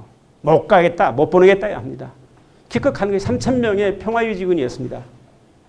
지금 미군이 28,500명이 와 있습니다. 10분을 보내면서 생색을 냅니다. 그 후에 이명박 대통령은 아프가니스탄에 전투병을 파병하라고 했을 때 생색을 내죠. 우리 370명입니까? 우리 특선부대들이 경비요원들을 보냅니다. 참 어이없는 것은 이 밖에 나가서 싸우지 못하도록 뭡니까? 우리 지방재건작전, PRC라고 합니다만은 지방재건 그런 활동을 하고 있는 우리 그 코이카 요원들이라고 합니다만 그 요원들이 다리를 놓거나 학교를 놓거나 의료사업을 할 때 그걸 경호해 줘야 되지 않겠습니까? 근데 우리 국회에서 어떤 결정을 내리냐면은 일체 그런 임무를 하지 않도록 나가서 아프간 나가서 하다가는 우리 애들이 죽는다는 거죠. 다친다는 거죠. 이런 나라입니다. 이게 도대체가 이게 웃기는 나라 아닙니까? 그 많은 사람들이 희생이 있었음에도 불구하고 딴 나라에서 어려움을 겪고 있을 때 우리가 나갔는데 우리 애들의 그것만 생각하는 참 야박한 친구. 이건 뒤에도 여러 측면에서 제가 말씀을 드리겠습니다만은 6.25 전쟁은 인류 문명사적인 차원에서 세계 공산주의 적화 전략을 차단시켰다는 데 대해서 대단히 위대한 의미가 있습니다. 만약에 여기에서 공산화됐더라면은 아까 말씀드린 도미노 현상에 의해서 세계는 적화됐었을 겁니다. 6.25 전쟁이야말로 실패한 전쟁이라는 식의 얘기를 합니다만은 이렇게 딱 공산주의 확산을 차단했다는 차원에서 민주주의가 지속적으로 발전할 수 있는 모멘텀이 됐다는 것이 가장 큰 의미가 있습니다. 6.25 전쟁은 공산주의라는 것은 있을 수 없다는 우리의 반공의식과 이데올로기를 무장시킨 결정력이 계기가 됐습니다. 6.25 전쟁은 6.25 전쟁을 통해서 안보에 대한 중요성을 재인식하기로 했죠. 물론 6.25 전쟁을 통해서 서방 세력과 같이 그 많은 사람들이 참전한 결과이기도 합니다만은 완전히 인위적으로 고립되어 있는 남쪽이 해양으로 진출할 수 있는 국가 전략으로 전환하게 되는 모멘텀이 됩니다. 또 6.25 전쟁은 양반과 쌍놈으로 그 신분 사회가 엄격했던 우리 한국 사회를 완전히 뒤엎습니다. 그래서 정태적인 한국 사회가 이 동태적인 사회로 변천하게 되는 계기가 됩니다. 수십만 수백만의 피난민들이 내려갔다 올라갔다 하면서 이게 한국 사회가 완전히 새롭게 개조가 되는 그런 이런 피해가 있었습니다만은 그런 효과도 있습니다. 6.25 전쟁은 참으로 더 이상 있어서는 안 되는 전쟁이지만은 6.25 전쟁의 과제는 이렇습니다. 결단코 6.25 전쟁은 여기서 멈춰서는 안 됩니다. 어떤 형태로든 평화가 이루어질 수 있도록 가야 되고 또 전쟁이 난다면 이런 어이없는 상황이 일어나지 않도록 온전한 통일이 이루어질 수 있도록 해야 된다는 것이 우리 과제죠. 우리가 도움을 받았던 나라들한테 분명히 빚을 갚아야 된다고 봅니다. 해방 뭡니까? 휴전 이후에 1954년 11월 14일 날 공교롭게도 이승만 대통령은 유엔 사령관과 한미 합의 의사록에 서명을 합니다. 저는 이 결정은 이 대통령은 분명히 잘못했다고 봅니다. 그 결정이 뭐냐면은 유엔군 사령관은 한국군에 대한 작전 통제권을 이 적대 행위가 지속되는 한에게 있습니다. 이 한반도 지역에서란 말이에요. 그러나 유엔 사령부가 한국 방어임을 계속 수행하는 한 국군에 대한 작전 통제권은 여전히 유엔군 사령관이 행사한다는 것이 54년도에 있었던 한미 합의 의사록입니다. 이것이 뒤에 계속 꼬리를 물고 지금까지 와 있습니다. 그 와중에서 저기를 가죠. 이 대통령이 54년도에 미국을 갑니다. 덜러스와 아이젠하워를 만납니다. 당신은 우리 때문에 대통령을 하고 있다는 것을 알아야 됩니다. 왜 그런 방공 포로 석방을 통해서 우리를 그렇게 경악하게 하는 못된 짓을 합니까? 하는 식으로 더 이상 그런 일이 있어서는 안 된다고 합니다. 달라스가 그 얘기를 하죠. 여보시오. 당신네들이 내 늙은이 나를 도와주기 위해서 한국전쟁에 참전하지는 않았지 않느냐. 자유와 민주주의를 위해서 수호하기 위해서 싸우러 온 것이 아니었느냐 말이야. 나 이승만은 이 포로를 자유를 주기 위해서 한 것이다 말이야. 그게 뭐가 잘못되느냐 얘기를 합니다. 분단을 이렇게 시켜놓고 휴전을 통해서 다시금 이렇게 분단을 한 당사자들이 당신네들 아니냐. 이 업보를 당신들 받을 것이다 하는 아주 비판을 합니다. 베트남 전쟁에 참전합니다만 베트남 전쟁에서는 박정희 대통령의 얘기가 나오죠. 보낼 때 이 작전 통제권은 한반도 내에서만 한다는 그 한미 합의 간의 어그리먼트가 있지 않습니까? 그래서 작전 통제권을 우리 최명신 사령관을 포함해서 우리 주월 한국군 사령관이 통제를 해서 혁혁한 전과를 합니다. 이라크에서도 우리가 직접 작전 통제권을 행사를 했고요. 이 사진은 제가 1976년도 9월 13일로 기억이 됩니다만은 바로 그 8군의 유엔군 사령관이 있는 집무실에 갑니다. 사령관님. 딱 사령관님실에 들어가는데 천장의 벽에 지도로 도배를 했습니다. 이쪽에는 한 500권의 책들이 있습니다. 너무 저한테는 충격이었습니다. 그 전에 한 보름 동안 서부전선에서 동부전선까지 DMZ를 쭉 둘러보고 온 상황이었기 때문에 리차드 G. 스틸러 유엔군 사령관 집무실에서의 그 모습은 저한테 대단히 충격적이었습니다.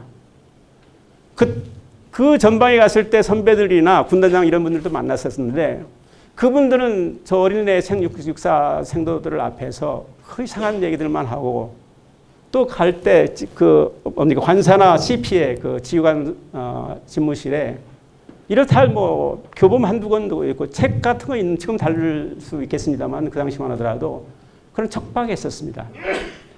통일된 꿈이랄지 북한군을 쳐서 우리의 웅지인 대한민국을 한반도를 통일시키겠다는 그런 생각은 없고 이상한 얘기들을 합니다.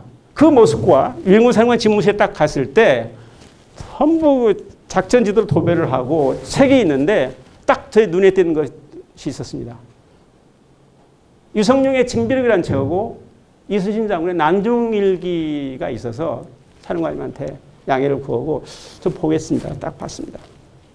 난중일기를 보니까 딱딱 그 영어로 한문으로 이렇게 메모를 했습니다. 딱 선을 긋고 이렇게 언더라인을 치면서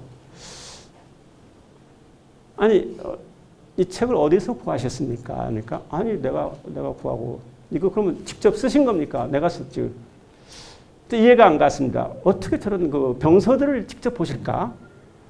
알고 보니까 아버님이 그 중국 지역에 있는 미군 사령관으로서 3스타로 꽤 오랜 기간 동안 하시는데 그때 자기가 4년 이상을 중국에 있을 때 중국어에 대해서 상당히 감각이 있어요. 아버님이 계속 병서들을 보셨기 때문에 한국에서 나온 병서란 책들은 다 본 겁니다. 모르겠습니다만은 유성룡의 징비록이나 수없는 우리의 그 선조들이 쓴 그 귀한 책들을 독파를 하고 한 분이 있을까 하는 생각이 들었습니다. 왜 이런 상황이 벌어졌는가? 도대체가 왜 그런가 말이야. 전방에 있는 우리나라를 지키고 싸워서 이기겠다는 그런 구인들은 얼빠진 사람이라고 볼 수는 없습니다만은 그런 야심찬 전쟁에서 승리하겠다는 전투 의지에 충만되어 있지도 않고 그런데 여기는 왜 이런가 말이야. 그래서 생뚱맞게 이런 얘기를 했습니다. 사령관님, 당신은 어떻게 해서 60만이나 되는 우리 한국군이 그 당시에 4만 3천 명이었습니다만은 4만 명밖에 안 되는 미군인데도 한국군 작전 통제를 하십니까? 얘기했습니다. 그러니까 상당히 충격을 받으셨던지 남산 쪽을 이렇게 보시더니 딱 태울 한참 얼굴에 빨개지시면서 그러십니다. 정생도 우리가 뺏어오지 않았지 않소 작전 통제권을. 그건 알고 있었습니다. 근데 뭐가 불만이야? 그런 얘기를 하십니다. 불만인 거 없고요. 당연히 우리한테 되돌려 주셨어야죠. 이게 지금 1950년, 1976년입니다. 25년 지난 상황입니다. 아직까지 당신이 왜 행사를 합니까? 하는 것이 제 아주 원망 어린 그 생뚱맞은 질문이었습니다. 이 옆에는 이병태 중령이 있습니다. 그 후에 YS대 국방장관을 했던 분인데 저는 막 꼬집습니다. 여기 이 새끼 나쁜 놈. 그래서 그냥 꿋꿋하게 계속 어떤 말씀하시는가 들었습니다. 그래? 이 작전 통제권이 단순하게 국적을 달리하는 연합군의 이게 아니고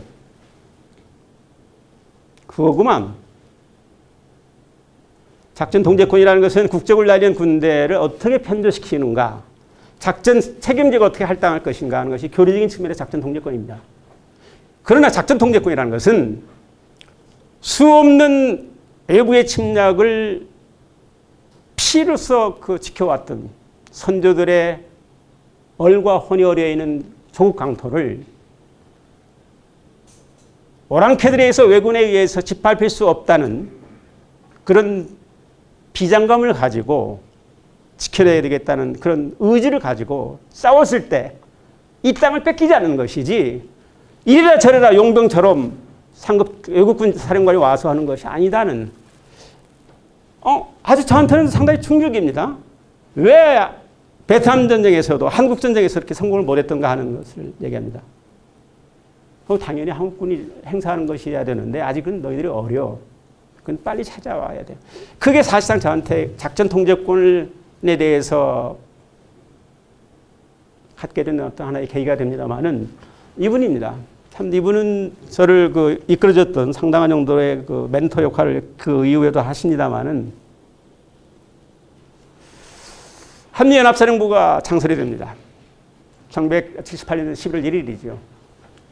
주한미군이 빠져나가고 계속 빠져나가지 않습니까?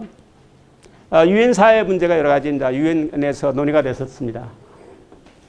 결국은 박 대통령의 의지가 담겨 있었던 것이죠. 연합사 창설이 돼가지고 한미 간에 한국 방어를 위해서 함께 머리를 맞서면서 근무를 하게 되는 거죠.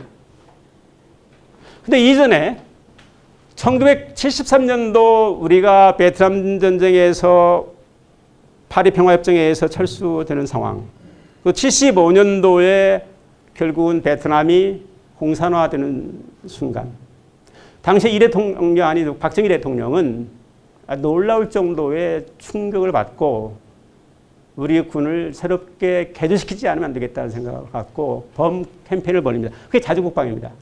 그래서 율곡사업이라는 것이 나오게 되는데 73년도에 이런 지시를 합니다. 우리 군은 미군이 한 명도 없다고 생각을 하고 우리나라를 어떻게 지킬 것인가에 대해서 전략을 수립하고 전력을 증강하라. 작전 통제권 우리가 받아왔다고 생각을 하고 빨리 준비하라 하는 과정에서 진행되는 것이죠. 그 과정에서 쭉 진행이 됩니다. 실질적으로 노태우 대통령이 선거 캠페인에서 작전 통제권 환수를 공약으로 내세웁니다.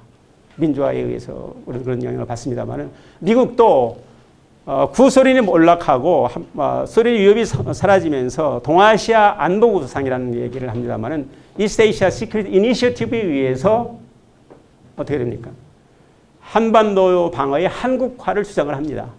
바로 그 선상에서 맞아떨어지는 것이 이 작전 통제권 문제였었습니다. 그래서 결국은 YS 때 1994년 12월 1일 날 평시작전 통제권이 연합사회에서 합참으로 넘어옵니다. 그러나 코다라는 것이 있습니다. 연합권한위임상이라는 건데 이 코다에 의해서 여전히 연합사령관이 작전 통제권을 평시에 넘겨줬음에도 불구하고 거의 절대적인 권한을 행사합니다. 작계를 발전시키고 작계라는 건 뭡니까? 전쟁이 났을 때 이게 승리할 수 있는 전반적인 지략입니다. 그런 데 따른 연합훈련을 작전 통제를 하고 심지어 무기 사들이는 문제에 대해서 뭡니까? 전력 소요도 제기할 수 있는 권한까지 하는 조기경보 능력도 여전히 조기경보도 유엔 연합사가 사령관이 행사하는 그 이후에 다음과 같은 너댓 가지 이유로 한미 간에는 작전 통제권 문제를 놓고 치열한 논의를 거쳐서 합의를 하게 됩니다. 그 배경은 이렇습니다. 전시작전 통제권이라는 문제는 우리 한국의 격상된 국력, 국제사회에서의 우리 위상, 우리의 자존감, 국제적 수준의 우리의 국군, 자랑스러운 민주정치라는 민주화된 것에 대해서는 것들이 복합적으로 작용을 하고 또 미국도 이 주한미군을 포함해서 해외에 주둔 미군을 재배치하는 계획에 의해서 GPR이라는 것을 글로벌 포스처 리뷰라는 걸 통해서 21세기의 새로운 위협인 중국 군사위협과 우발 사태에 대한 컨틴전시 계획의 일환으로서 재배치를 전면적으로 검토를 합니다. 그래서 주한미군은 북박이 군대에서 북한 위협만을 겨냥한 것이 아니고 아시아 태평양 지역에서 우발 사태에 대처할 수 있도록 주한미군의 전략적 유연성을 하겠다는 것으로 그 방향이 됩니다. 그러면서 작전 통제권에 의해서 구속이 되게 된다면 주한미군이 마음대로 운영할 수가 없기 때문에 한미 합의에 의해서 어떻든 노무현 정부 때 작전 통제권을 2012년 4월 17일 날 하는 것으로 합의를 하죠. 그러나 이명박 대통령 때 천안 사태와 핵 위협에 따라서 2015년 12월 1일부로 재연기를 합니다. 또다시 박근혜 정부는 박근혜 정부가 출범하기 전에 장거리 로켓 발사와 3차 핵실험이 있으면서 또다시 이 문제가 북핵 미사일 위협에 따라서 조건에 의해서 2014년도에 조건에 의해서 전자권 전환으로 시기를 확정하지 않은 상태에서 갔었습니다. 그러다가 작년도에 누굽니까? 문재인 정부가 5월 11일 날 출범한 직후인 채 2달이 안 돼서 6월 30일에 워싱턴에 가서 트럼프 대통령과 조인트 커뮤니케에 의해서 합의를 합니다. 그 합의 내용은 조건에 의해서 전시작전 통제권을 조속히 전환하는 데 합의를 합니다. 그래서 현 정부는 작전 통제권 조기 전환에 대해서 국정과제로 추진하고 있는 상황이죠. 지난 6월 29일 날 바로 주한미군 사령부의 새로운 출범을 알리는 청사 개관식이 있었습니다. 용산시대에서 평택시대로 넘어갔다는 얘기는 단순한 위치의 변화가 아닙니다. 분명히 주한미군은 우리가 마음대로 사용할 수 없는 군대가 되었습니다. 주한미군은 미국의 필요에 의해서 언제든지 나갔다 들어옵니다. 그렇다고 해서 주한미군이 철수한다는 뜻은 전혀 아닙니다. 444만 평의 주한미군은 세계 최대의 해외 미군 기지입니다. 이 전략적 주기성이라는 것은 훨씬 더 예전보다도 6.25 때 16개 지역 중에서 15위라고 했습니다만 그것과는 달리 한반도의 전략적 중기성은 커졌습니다. 이겁니다. 주한미군을 포함한 평택을 포함한 오산과 군산, 평택의 군항은 어떻게 됩니까? 중국이 가장 위협적인데 중국의 이 비수를 꽂는 지역에 해당됩니다. 중국의 전략적 중심은 여기 있습니다만 베이징입니다. 베이징 못지않게 군의 요충 지역은 칭다오와 다롄입니다. 그 지역에 겨냥하는. 근데 공교롭게도 한반도에 전쟁이 일어나게 되면은 이 서해 지역을 누가 장악하느냐에 따라서 전쟁의 승패가 달라집니다. 청일전쟁도 그랬고 6.25 때도 전혀 얼씬거리지 못했습니다. 그래서 이 서해 지역을 만약에 중국 인민해방군의 해군이 장악을 하거나 한다면은 어떻게 됩니까? 결국 전쟁이 일어나면 실질적으로 중국이 우리 주한미군을 포함해서 이 전략적 타깃을 지향할 겁니다. 만약에 없다면 어떻게 될 겁니까? 미사일 때려잡아야 되고 증원전력이 와서 그 중국의 서해 지역의 제어권을 뺏기게 되면은 우리는 끝나는 겁니다. 임진왜란 때 이순신 제독이 장군이 이 서해 지역을 남쪽에서 막아줬기 때문에 우리가 그래도 임진왜란 때 고통을 당하지 않았던 이유가 그 이유입니다. 이 작전 통제권은 두 가지의 중대한 의미가 있습니다. 하나는 작전 통제권이라는 것은 우리의 의지와 우리의 능력과 우리의 전략으로 동맹이 과도하게 의존하는 안보로부터 떨쳐 일어나서 조국 대한민국의 자유민주주의를 수호하고 이 땅을 지키겠다는 결의입니다. 전시작전 통제권을 전환하는 가장 큰 또 목적은 지휘체제를 일원화해서 한국군이 주도해가지고 평시에는 평화체제가 구축이 될 수 있도록 힘으로 뒷받침해주고 유사시에는 북한 지역에서 쓸어버려가지고 자유민주 통일정부를 완성하는데 결정적으로 기여한다고 저는 봅니다. 그 이유는 다음과 같습니다. 만약에 계속 미군이 사령관이 돼가지고 하는 게 되면은 6.25 전쟁 때에서 보셨듯이 저희들은 쓸 자리가 없습니다. 간섭과 통제, 전쟁 목표 달성할 수가 없습니다. 수없이 미군의 전쟁 목표는 달라졌습니다. 유엔군의 전쟁 목표는. 처음은 38선 회복이었습니다. 그러다가 통일 한국 정부를 만들겠다는 것입니다. 그러다가 영예로운 철수를 생각을 했습니다. 그래서 휴전에 의해서 종전하는 이게 뒤죽박죽이었습니다. 그런데 우리는 일관되게 통일을 지향한 전쟁 목표였었습니다. 마찬가지로 전작권을 우리가 행사하지 못한다면은 똑같은 현상이 일어난다고 봅니다. 평소에도 전작권을 행사를 해야 우리 군이 왜 이렇게 유보적이 됐습니까? 저는 감히 얘기합니다. 우리 군대는 한반도의 평화와 전쟁을 억제하는 데 결정적으로 기여하는데 얼마만큼 기여했는가? 전쟁을 억제하는 기여를 분명히 했습니다. 그러나 수없는 국지 도발과 테러에 의해서 우리가 휘몰려 왔었습니다만은 여기에 제대로 된 군대가 못 됐습니다. 그 이유는 이겁니다. 유엔군 사령관이 행사하고 있는 정전식 교전 규칙에 의해서 적이 포로 쏘면 포로만 때려야 된다. 말이 보십시오. 우리의 대낮에 2010년도 11월 23일입니까? 오후의 대낮에 북한으로부터의 집중적인 폭격을 받고 연평도가 아수라장이 됐었습니다. 그때 출격을 했었습니다. 미군은 뭐라고 합니까? 바로 비례성의 원칙에서 포는 포로만 쏘라는 겁니다. 거기 출격했던 우리의 전투기들 F-16K, KF-15 유람 비행을 했다는 겁니까?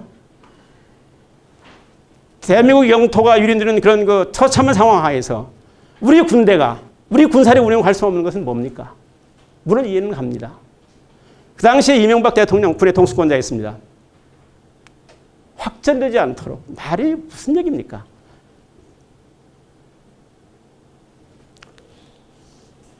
중국 친구들도 얘기하고 많은 친구들도 얘기합니다만은 그때 조졌어야 되죠. 이런 병신 같은 군대가 어디가 있습니까? 작전 통제권을 가지고 오게 되면은 지금도 뭐 그런 것이 그 한미간에 합의가 됐다고 봅니다만은 가지고 되면은 작살낼 수가 있습니다. 근데 그 후에 우리 군이 한 것 뭡니까? 2011년도입니까? 1월에 아덴만 작전 바로 보십시오. 우리 군이 그렇게 그 허술한 군대가 아닙니다. 상당히 막강합니다. 이때 직접 합참에서 작전 지휘를 했던 친구는 이성호 장군인데 저희 동기생입니다만은 여기에서 합참에서 그 멀리에 있는 아덴만 여명작전을 했던 우리 청해 함정을 지휘를 했습니다. 또 미군 정보를 받았죠, 물론. 이렇게 잘 싸웠지 않습니까? 다 아시는 겁니다만은 이 작전뿐만 아니라 2015년도 8.20 작전이 있습니다. 8.20 작전은 목함드리지 사건에 의해서 우리 그 장병 2명이 날아가는 사례가 있었지 않습니까? 그 직후에 있었던 작전이었는데 북한으로부터 대공포를 포함을 해서 3발이 우리에 떨어졌습니다. 그것을 확인한 우리 육군단장은 체크를 해놓고 우리 지역에 피해가 없다는 사실을 알고 원점 타격을 우리 군에서는 계속 얘기를 했었습니다만은 원점 타격을 하면 피해가 있을 것으로 판단해가지고 북방 한계선과 군사본 개선 사이에 GP 사이에 있는 지역을 박스를 그렸습니다. 박스를 그려가지고 400바이 500의 TOT 사격 지역을 설정해 놓고 사거리 연장탄을 통해서 한 20km 후방에서 빵 때렸습니다. 때려가지고 그 지역에 그것을 관측했던 전방 관측자하고 UAV가 있었는데 아주 정확하게 들어갔습니다. 막 거기에 환호성을 질렀고 또 때려서 29발을 쏜 겁니다. 이 사건은 8.20 작전은 그 후에 남북 한가의 고위급 그 당시에 김관진 안보실장하고 황병서 이렇게 만나가지고 해서 결국은 여기에 사과를 했었고 그 앞에 뒤늦게 친구들이 뭐였냐면은 완전히 혼비백산이 돼가지고 북한 인민군들이 이 사건이 김정은한테 간 것이 아주 심야했던 것 같습니다. 자정을 위해서 기밀 회의를 하고 나서 준전시 상태를 그 다음 날 했는데 그것도 이제 그 고위급 회담에서 해제를 하고 하는 등에 이제 있었습니다만은 북한이 이렇게 그 사과를 한 것은 거의 없었습니다. 이처럼 우리 군이 하지 않을 뿐만 아니라 작년도 11월 29일 날 04시 전후에서 우리가 식별된 것이 있었는데 그게 바로 북한의 화성 15호였었습니다. 평양에서 한 40km 북방에 있었던 지역에서 그 이동 발사대가 움직여서 쏜 것을 식별을 하고 바로 6분 후에 우리의 육군의 현무, 해군의 해성, 그다음 공군의 스파이스 5000이 정확하게 그 동해상의 그 가상 표적 지역을 선정해서 떨어졌습니다. 이것은 브룩스 연합사령관도 어마어마하게 그 놀란 우리 군의 유용을 자랑한 것인데 만약에 북한이 우리 지역에 핵미사일 공격을 감행한다는 징후가 포착한다면은 이 선제 타격할 수 있는 능력을 우리 군이 보여준 겁니다. 우리 군 허술하지 않습니다. 충분히 작전 통제권을 행사할 수 있는 능력을 갖췄다고 보는 것이고요. 그 작전 통제권을 받아오면 국방비가 많이 더 들어가는 것이 그건 어쩔 수가 없습니다. 보십시오. 지금 보시는 바와 같이 6% 이상입니다. 그 직접적 유혹을 받고 있는 모든 많은 나라들이 지금 저희들은 2.8%입니다. 2.4%입니다만은 현 앞에 MB 정부나 박근혜 정부 때 GDP 대비 국방비뿐만 아니라 매년 국방비의 재정 증가율 대비했을 때 증가율이 있습니다. 노무현 대통령은 8.3%였었습니다. 이명박 대통령 6.5%였습니다. 박근혜 대통령 4.4% 내려옵니다. 무려 50% 깎입니다. 보수 정권이라는 그 앞에 정부들이 그렇게 얘기합니다. 심지어 이명박 대통령은 천안함 사태가 난 다음에 소련이라는 것을 살라고 사야 된다 하니까 여보시오. 왜 소련을 사야 돼? 미군들한테 의존하면 미군들을 쓰면 되는 것이죠. 무슨 얘기를 합니까? 백령도에서 지금 그 해상 초계 작전을 하는 상황인데 이런 철부지 같은 친구가 대통령을 했습니다. 참 어이없는 것이죠. 그래서 이 나라를 지키기 위해서는 이 국방비 문제는 당연히 현 정부는 아시는 대로 작년도 재정 증가율이 7%였었습니다. 매 1%씩 0.1%씩 올려서 3% 가까이 올리겠다는 약속을 지켜지리라고 봅니다만은 남북한 대비해서 이처럼 압도적인 우위에 있는 대한민국이 못할 이유가 없습니다. 이 작전 통제권에 세 가지 조건이 있습니다. 첫 번째 조건이 핵 미사일 위협에 대비할 수 있는 필수 전력을 확보하는 겁니다. 두 번째는 한국군이 주도할 수 있는 신연합방위 체제의 핵심 전력을 확보하는 거고 안보 환경을 개선하는 겁니다. 그래서 칼본 크라우제비츠가 얘기했듯이 이 작전 통제권은 죽고 사느냐 하는 문제입니다. 전쟁의 문제입니다. 따라서 국민과 정부와 군이 함께 이 작전 통제권을 전환받을 수 있도록 전자권을 전환받을 수 있도록 노력을 합니다. 국민의 이런 압도적인 국력의 우위를 바탕으로 우리 스스로가 지킨다는 그 결기가 있어야 된다고 봅니다. 또한 그 안보 환경을 개선시키기 위해서 저는 필요하다고 봅니다. 이 평화체제 구축을 위해서는 다만 6가지가 요구됩니다. 첫 번째는 비핵화 분명히 해야 되겠죠. 핵을 완전히 폐기시키는, 미사일 폐기시키는 것. 두 번째는 남북관계 진전시키는 게 저는 필요하다고 봅니다. 세 번째는 좀 상당한 정도 위험한 발상일 수도 있습니다만은 결국은 공격용 무기들을 해체시키거나 후방으로 빼는 이런 남북 간의 군비 축소, 단계 축소가 이루어져야 된다고 봅니다. 그러나 저는 이것을 무장 해제시키는 것이 아니라 통일을 의식한 남북한 군사통합 차원에서 남북한 군축 문제는 논의돼야 된다고 봅니다. 다음은 평화협정 문제죠. 평화협정이 제일 문제가 된 것이 주한미군의 문제입니다. 주한미군은 다음과 같은 몇 가지 이유에서 결단코 평화협정이 체결된 후에도 아니 통일 이전까지 통일 이후에도 지속돼야 된다고 주한미군은 지속 주둔해야 된다고 봅니다. 국내정치 문제, 경제적인 타격 문제, 그다음에 통일 이후에 안보 전략을 구사할 때 끊임없이 외부 세력들이 한반도에 대해서 해경을 장악하기 위해서 군사 개입을 해왔는데 그것을 배제한다는 차원 등등으로 인해서 주한미군 지속 존재하는 보고 또 한 가지는 이 동북아 지역의 새로운 협력 안보 질서를 구축하기 위해서는 이런 것이 필요합니다. 그중에 하나는 이 동북아에 있는 국가들이 재해 재난이 있을 때 동북아 지역 신속 대응군을 구축을 해서 편성을 해서 즉각 대처할 수 있는 그렇게 함으로써 이 지역의 협력 안보 질서로 전환시킬 수도 있는 것이죠.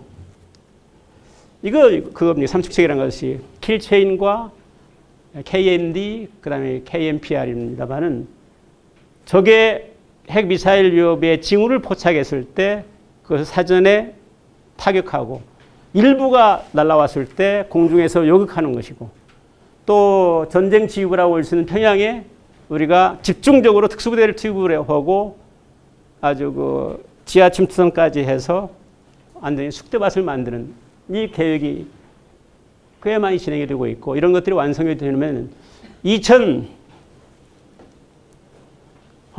이것은 새로운 연합사를 대체하는 미래 연합사령부입니다.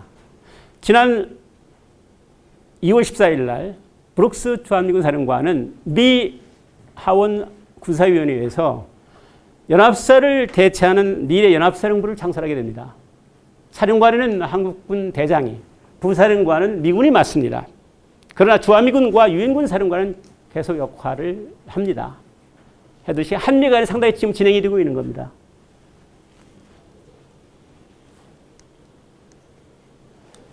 유엔군 사령부는 계속 이것도 전속이 돼야 되는데 유엔군 사령부가 하는 역할 중에 여러 가지가 있는데 유사시에 일본에 있는 기지들이 많이 있어요. 이것을 계속 사용할 수 있는 권한을 행사할 수가 있고 유엔사가 존속됐을 때 한반도에 또 다른 전쟁이 일어난다면은 유엔 안보리 결의를 거치지 않고도 계속 참전할 수 있는 메커니즘이 있습니다. 그러나 유엔사가 해체가 된다면은 한반도에 전쟁이 일어났을 때 유엔 안보리 결의를 통해서 참전 권고안이 결의된다는 것은 거의 불가능합니다. 중국과 러시아가 반대 보이콧을 할 것이기 때문이죠. 그래서 유엔사는 계속 지속돼야 된다는 생각이고요. 마지막으로 6.25 전쟁은 말씀드렸듯이 공산주의의 세계 적화 전략을 차단시켰다는 측면에서 대단히 중요한 의미가 있다. 그러나 그 과정에서 6.25 전쟁에서는 이 휴전선에서 멈춰있는 전쟁으로 끝나다 보니까 많은 문제를 안고 있다. 그런데 그것이 작전 통제권과 관련해서 우리가 우리 군대를 마음대로 운영할 수도 없었고 전쟁 목표를 구현할 수도 없는 상황이 되다 보니까 그런 여러 가지 교훈이 크다. 따라서 그런 사태가 일어나서는 안 되겠습니다만은 그런 사태에 대비해서 작전 통제권을 환수를 해야 된다. 전환해야 된다. 하는 것이고요. 제일 그 결론에서 말씀드리고 싶은 것은 이승만 대통령은 자유, 독립, 민주, 통일 정부를 원했습니다. 이 작전 통제권 회복이야말로 이승만 대통령의 자유, 민주, 독립, 통일 정부를 구현할 수 있는 기회라고 확신을 합니다. 이상으로 마치겠습니다.